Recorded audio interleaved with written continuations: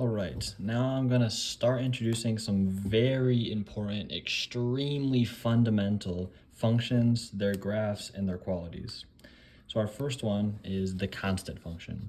It takes the form f of x equals c, where c is just a constant. And a constant means any real number. So, 1, 2, whatever number you want to choose, just means there's nothing changing, there's no variable involved. And this is kind of my hint I give. You know it's a constant function when there are no variables involved.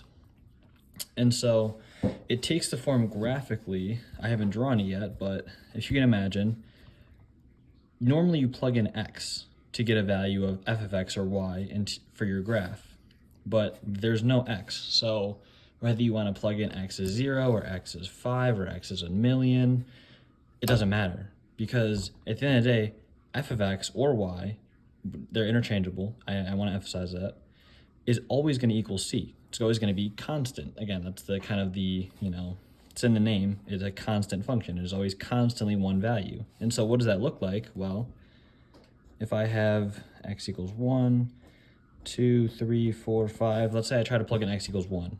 Well, there's no x, I can't plug it anywhere, so regardless, at x equals 1, y or f of x, in this case I have f of x, is going to equal c. So we have a point at 1c.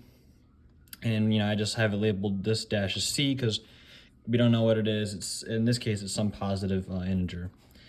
Regardless, let's say I plug in 2, or I try to plug in 2. At x equals 2, again, this is never changing. It is always c. So at 2, it is also c. That's going to be the same, forever. And so what the graph of this looks like is, I'm going to try to draw this as straight as I can. I messed up there, whatever. A horizontal line that goes infinitely in both directions, right and left. And that's because no matter what value of x you have, the f of x will always equal a constant c. So it is just constantly this value forever, all the way up to infinity this way and negative infinity that way. And so that leads us into answering these questions. What's our domain for this? And if you recall, our domain is all of the x values that this graph can take. And so where is this function defined for x values?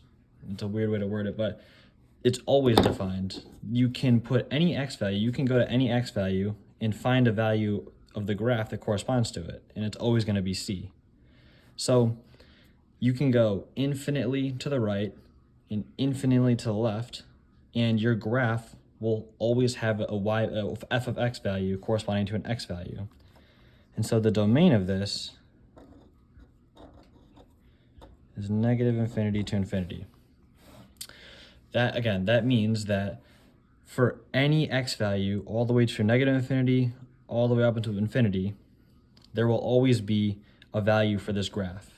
Now, on the other hand, the range, as you recall, is the y values, or the f of x values, because they are interchangeable, that this graph can take.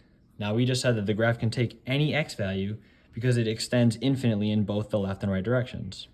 However, the range is any of the f of x values or the y values that it can take. Now, this graph, if you look at it, only ever takes 1. So if you go above, the graph never takes anything above c, the graph never takes anything below c. This graph, although it doesn't look straight at this side, it's supposed to be, this graph will only ever take an f of x value or a y value of c forever and ever. So our range is simply c. Okay, I hope that makes enough sense. And I have some examples, and we're gonna get some example practice work in as well, so we can do this all in once. So we have f of x equals 3. Now that's going to be one of these, and I want to kind of look back at our previous example. If f of x equals 3, that's the same as saying y is equal to 3.